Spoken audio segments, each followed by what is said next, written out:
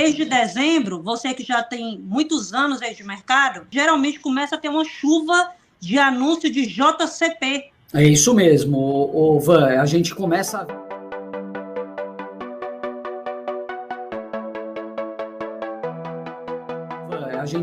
a ver uma quantidade muito maior de distribuições, principalmente juros sobre capital próprio, como você falou, e depois, lá em fevereiro, mais ou menos, quando a gente tem os fechamentos dos balanços de exercício, aí a gente vai ver uma nova distribuição, geralmente é um mês muito proveitoso para a gente, ou seja, se você tem a oportunidade de comprar boas ações cotadas a preços bem interessantes ali em dezembro, janeiro, você vai ver em fevereiro uma remuneração logo no curto prazo em cima desse valor de compra. Mas eu acho que, conectando o que você acabou de falar, justamente com o ponto que a gente estava conversando do macro, da guerra, do possível conflito, enfim, o foco deve ser o balanço das empresas. Pode ser que uma empresa sofra um pouco mais porque ela tem um custo dolarizado ou um custo ligado a petróleo, como uma companhia aérea ou uma ferrovia, rumo, coisa desse tipo. Mas não se preocupe olhando isso, poxa, eu não vou investir, como o João Paulo falou, numa empresa de saneamento por conta de um conflito lá fora. Eu lembro na época, há alguns anos, muita gente deixando de comprar ações porque estava super preocupada com o conflito da Grécia, do conflito com a crise financeira da Grécia. Depois, por causa do Brexit, vocês devem se lembrar. E assim existem inúmeros outros motivos. Aliás, eu acho que sempre que você quiser encontrar um motivo para não comprar ações, você vai encontrar. Agora, falando até do lado positivo, essa semana teve a melhora na nota, no rating do Brasil pela Moody's, e eu acho que muita gente pode ter ficado animado com isso. Eu acho que é exatamente a mesma coisa que a gente está falando. Não é motivo nem para ânimo, nem para desânimo olhar esse tipo de fator e o quanto eles influem no dia a dia das empresas, no caixa que elas vão gerar e no final do dia no dividendo que vai vir para o teu bolso. Perfeito. Tem algum ponto, Felipe, que eu sempre gosto de escutar seu, que é esse contraponto entre bolsa e a própria renda fixa, com relação principalmente a essa taxa de juros mais alta. Você acha que, de fato, a bolsa, por exemplo, ganha de uma inflação, se torna menos atrativa? Por que o investidor talvez está olhando muito mais, em vez de colocar, por exemplo, na renda fixa, por que ele investiria talvez em uma bolsa de valores?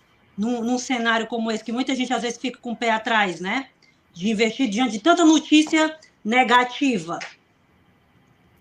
Olha, Van, eu acho que você pode traçar um paralelo com os grandes empresários e empreendedores do Brasil.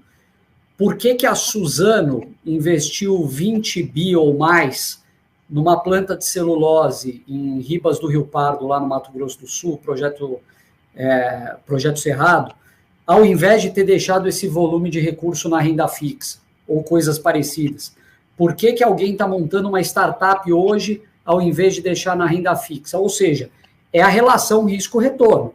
Se você deixa o teu recurso na renda fixa, você, é claro, vai ter um retorno previsível. Você tem o fator da previsibilidade, ele acaba atraindo muita gente, e eu acho que existem pessoas que não têm apetite para investir hoje para receber futuramente, possivelmente, em uma ação, em uma empresa. Ou seja, você comprando uma ação hoje, você não tem essa garantia, você não tem essa certeza da previsibilidade.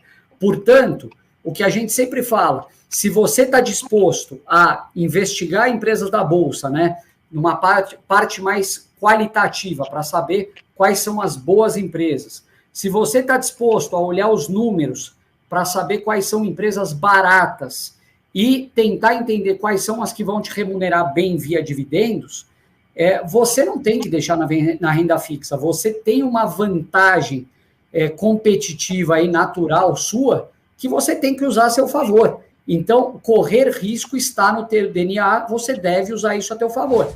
Agora, achar que a renda fixa sempre vai bater ações, o reinvestimento em dividendos não vai servir de nada, e mesmo assim a renda fixa ainda vai superar, eu acho que é uma visão curto-prazista. Ou seja, a gente não gosta da renda fixa como investimento, a gente usa ela como um estacionamento. Então, até aproveitando e pegando um gancho aqui, nessa pergunta do... Peraí, que eu acabei de perder, do Valdemar. Ele está seguindo a estratégia, porém não completou a reserva de emergência. Parou de comprar ações para complementar a reserva. O que vocês acham dessa escolha? Valdemar, eu acho que é a escolha correta, perfeito. Antes de qualquer coisa, você precisa completar a sua reserva de emergência.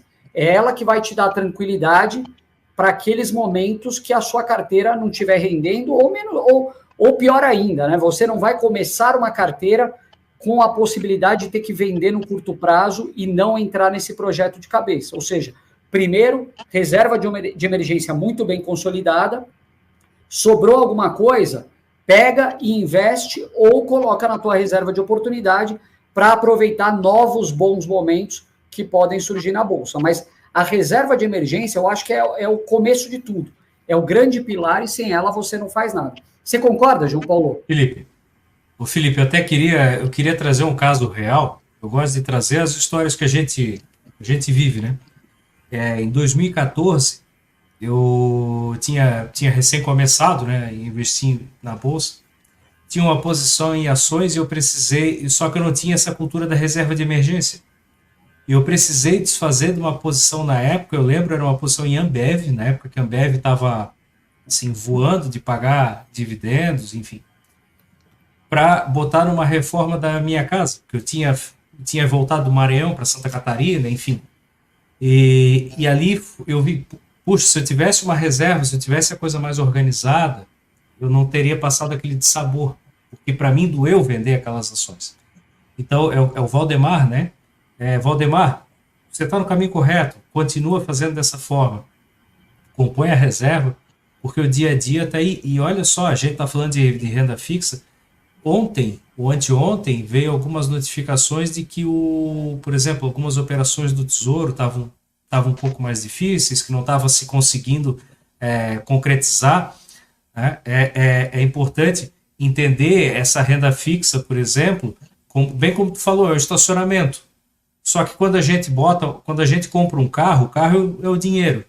A gente quer rodar na estrada, e a estrada são as ações para a gente chegar no destino. Né? De realmente ter um aporte. É o mesmo raciocínio de você ter o teu negócio. O teu negócio é que dá simetria, que dá... Se as pessoas tiverem dúvida, lá no AGF, lá naqueles indicadores, vão lá, o investimento com dividendos.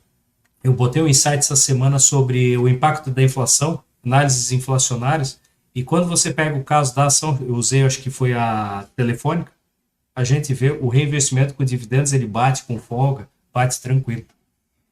Mas tem que ter reserva.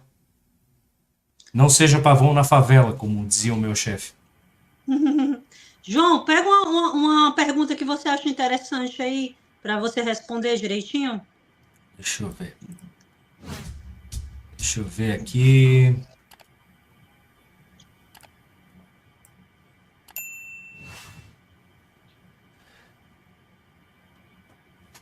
Aqui, deixa eu... Tem uma pergunta do Saulo que eu acho que é interessante, eu acho pertinente.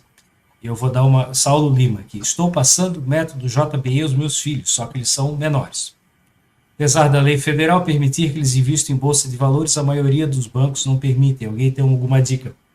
Eu vejo muita gente fazer isso, querer constituir carteira para os filhos. Eu não tenho filhos, tá? Então, talvez não seja a pessoa mais adequada para isso.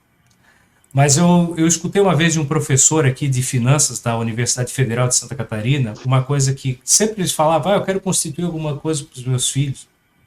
E ele dizia, a primeira coisa que você tem que passar para os filhos é a educação. Mas você compõe as suas reservas, faz a tua carteira. Tá, Saulo? Eu não sei em que ponto que você está, mas constrói a tua, porque os teus filhos são mais novos. O aporte deles vai ser muito menor para ele chegar no teu objetivo, dependendo da idade que você tem. Mas você tem que construir a tua carteira. Tá? Provavelmente, alguns bancos vão te exigir alguma documentação que você esteja como responsável. ou corretoras, enfim. Mas eu entendo que, antes de mais nada, muita gente faz para os filhos e acaba esquecendo de para si mesmo. E o entendimento que eu tenho é o seguinte: façam para si, mas eduquem os filhos. Porque ao invés de se aportar um salário e meio, 2, vocês vão conseguir que eles atinjam o mesmo objetivo com 1/10 disso.